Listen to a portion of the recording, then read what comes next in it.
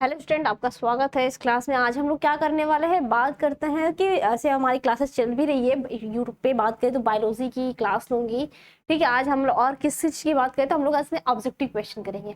हम लोग का ये कंटिन्यू चलता रहेगा, ऑब्जेक्टिव और सब्जेक्टिव क्वेश्चन, ठीक है। ये लगातार मतलब एक चैप्टर दूसरा चैप्टर ऐसे कर करके चलता रहेगा, ठीक है।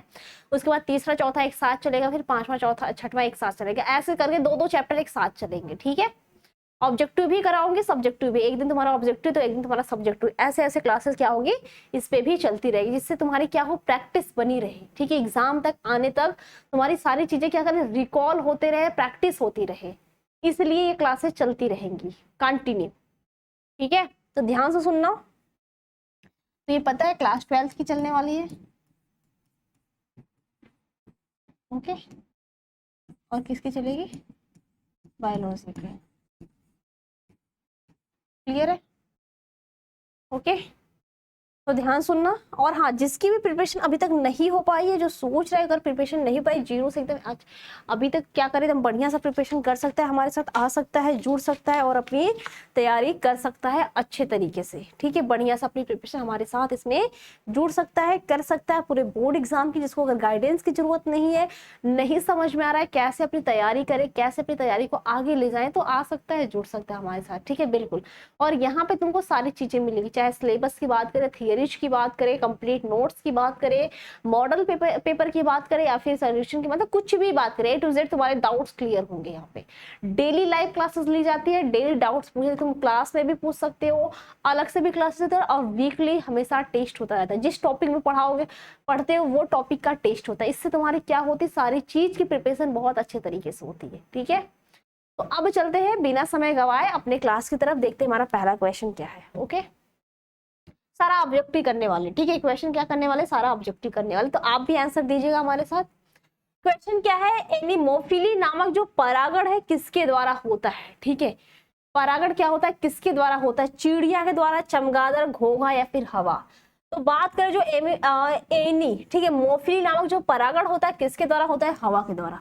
तो परागण बता दें, तो परागण क्या होता है, जो पुष्प होते हैं मेल और फीमेल की बात करें, इसमें निषेचन होता है, पॉलिनेशन जिसको बोलते हैं, ठीक है।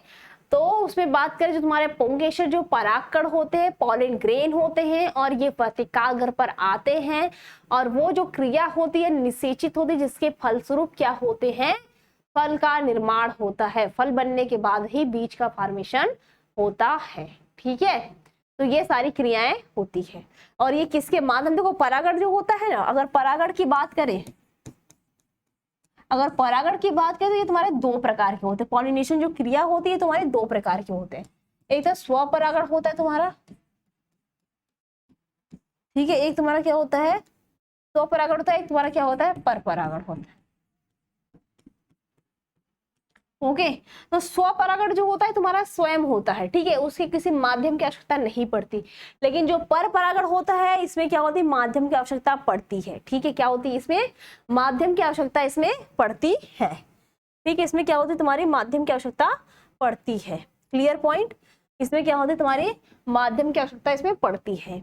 और इसमें भी तुम्हारे बहुत प्रकार से होते हैं, जल के द्वारा, वायु के द्वारा, कीट पतंगों के द्वारा होते हैं, मनुष्य के द्वारा होता है, घोंघा, चमगादड़, चिड़िया, घोंघा, बहुत सारे में चींटी के द्वारा भी होता है, क्योंकि बहुत सारे ऐसे फूल होते हैं जिनकी जो उसकी फूल की टहनियां होती है ना बहुत पतली होती है, जिसमें सिर्फ चींटी ही जा सकती है, इसलिए सबकी अलग अलग जगह पे जरूरत होती है। जो एरिमोफिली नामक होता है, इसमें जो परागण होता है किसके द्वारा होता है, तुम्हारे ये फ्लावर्स प्लांट का ही नाम होता है, ठीक है, फ्लावर्स का नाम।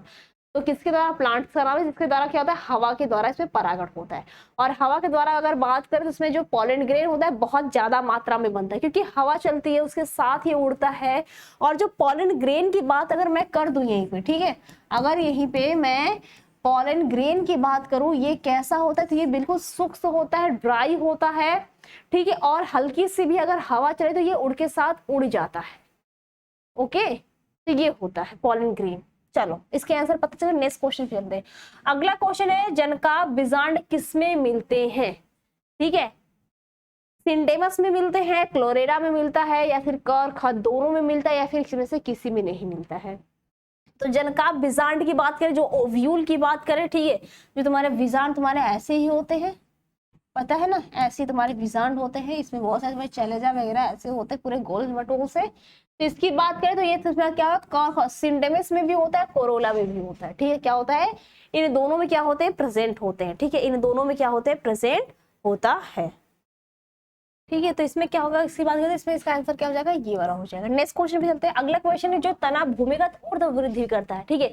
जो स्टेम की बात करें, देखो इसमें होता क्या है, अगर इसकी स्टेम की बात करें तो बोला कि जो तना क्या होता है, ऊर्ध्व भूमिगत वृद्धि कहलाता है। वह क्या कहलाता है, कोई देखोगे ना तो इसमें क्या होती है, जो वृद्धि, जो उसकी ग्रोथ होती है वो क्या होती है, ऊर्ध्व होती है, ऊपर की तरफ होती है। जो उसकी स्टेम होती है, जो ग्रोथ होती है, वो क्या कहलाती है, तो तुम्हारी घनकंद कहलाता है, ठीक है। क्या होता है, ये घनकंद होता है, ठीक है। ऑप्शन नंबर ख इसका आंसर। जो तुम्हारे बात करें, जो तुम्हारे अदरक होते हैं, आलू, अरबी वगैरह होते हैं ना, वो तना होते हैं।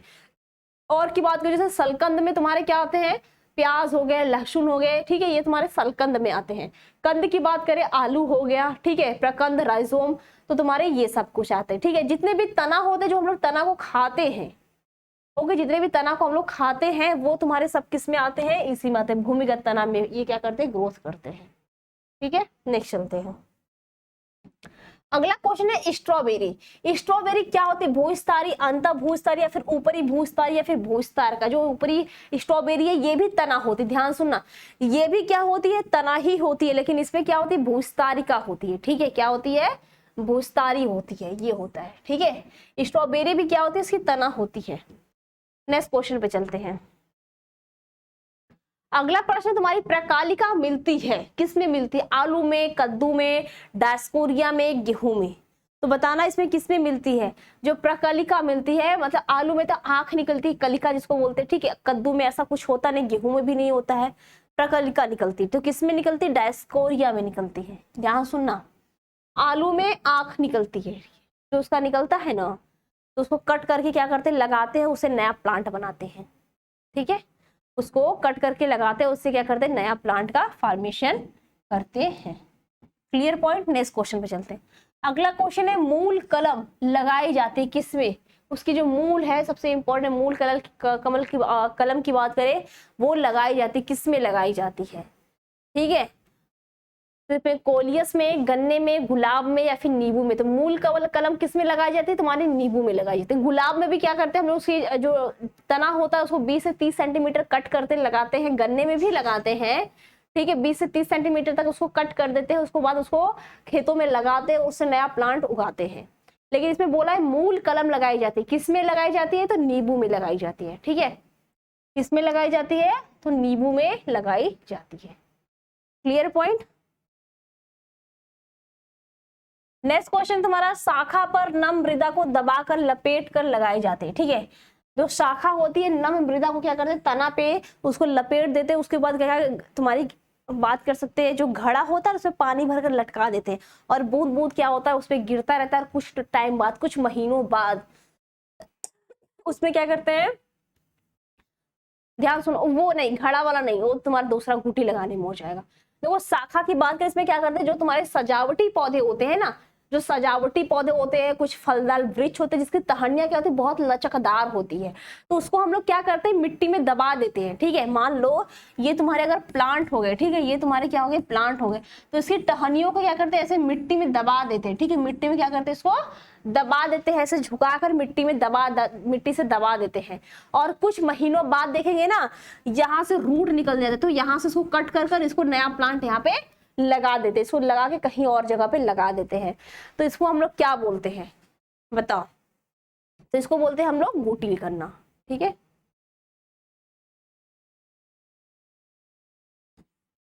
नेक्स्ट क्वेश्चन पे चलते हैं। अगला क्वेश्चन है, द्विगुणित मात्र कोशिका में अर्धसूत्री विभाजन से अगुणित युग्मक बनने की क्रिया को क्या कहलाती है, ठीक है। जो अगुणित युग्मक बनती है वह क्रिया क्या कहलाती है, इसका आंसर क्या हो जाएगा, गैमेटोजेनेसिस, ठीक है। क्या हो जाएगा, गैमेटोजेनेसिस। क्या है, जो द्विगुणित मात्र कोशिका में बात करें, अर्धसूत्री विभाजन होता है, ठीक है।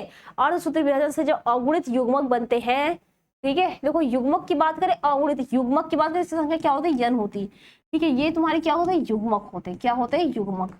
और यही भी तुम्हारे युग्मनज की बात करें, इसकी संख्या क्या होती है, 2n होती है, ठीक है। इसकी संख्या क्या होती है, 2n होती है, ओके।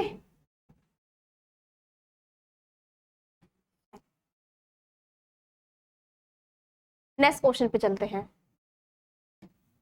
अगला क्वेश्चन है निम्नलिखित कोशिकाओं में से कौन सी अवस्था अगुणित है। ठीक है, अभी जस्ट मैंने पढ़ाया वैसे ही क्वेश्चन है, ये भी है। तो कौन सी अवस्था क्या होती है, अगुणित होती है। तो बात करें स्पोरोफाइटिस में।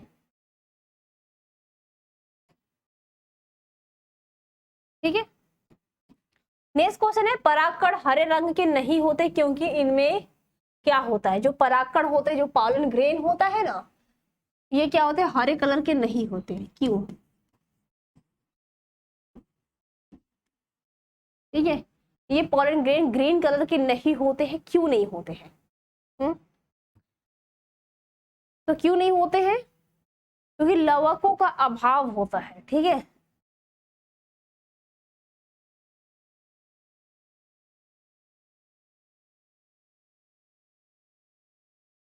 ऑप्शन नंबर ए क्या होगा, बिल्कुल करेक्ट आंसर हो जाएगा। नेक्स्ट क्वेश्चन आपका, एक बीजपत्री पौधों में रोपण संभव नहीं है क्योंकि ये क्या होता है। जो एक बीजपत्री होते हैं वो क्या होता है, जिसमें क्या होता है, द्विबीजपत्री की बात करें वैसा नहीं तो इसमें क्या होता है, तो ये क्या होते हैं, इनमें एक आधा का अभाव होता है। ये साखी होते हैं इनमें, संवहन ये सब ऐसा नहीं। इसमें क्या होता है, एक आधा का क्या होता है, अभाव होता है। ठीक है, नेक्स्ट क्वेश्चन है टैपिटम पाई जाती है, किसमें पाई जाती है। अंडाशय में, तुम्हारे पराग भित्ति में, नर युग्मोद्भिद में, या तो मादा युग्मोद्भिद में। तो टैपिटम पाई जाती है, किसमें पाई जाती है बताना। तो टैपिटम की बात करें तो अंडाशय ही भित्ति में पाई जाती है। क्यों पाई जाती है, ध्यान सुना।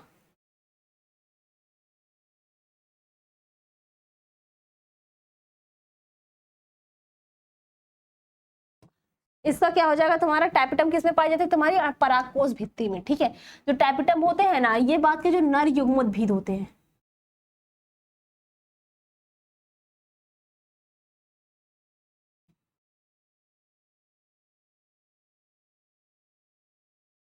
एक मिनट रुको, इसका आंसर ये मत लगाओ, इसको लास्ट में को तुम्हारा इसका आंसर कर देते हैं।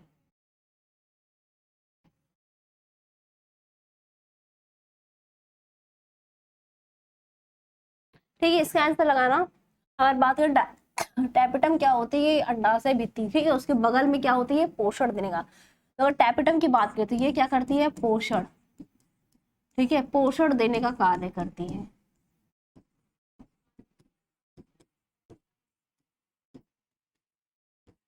एक चीज और सुनना, तो ये जो होती है ना, जो मातृकोशिका इसमें होती है ना, मातृकोशिका, लघु लघु विजाणु जो मातृकोशिका होती है, उससे क्या होता है, ये सटी हुई पाई जाती है। ठीक है, उससे सटी हुई पाई जाती है और उसको पोषण न्यूट्रिशन देने का ये कार्य करती है। ठीक है, बिल्कुल करेक्ट आंसर है ये।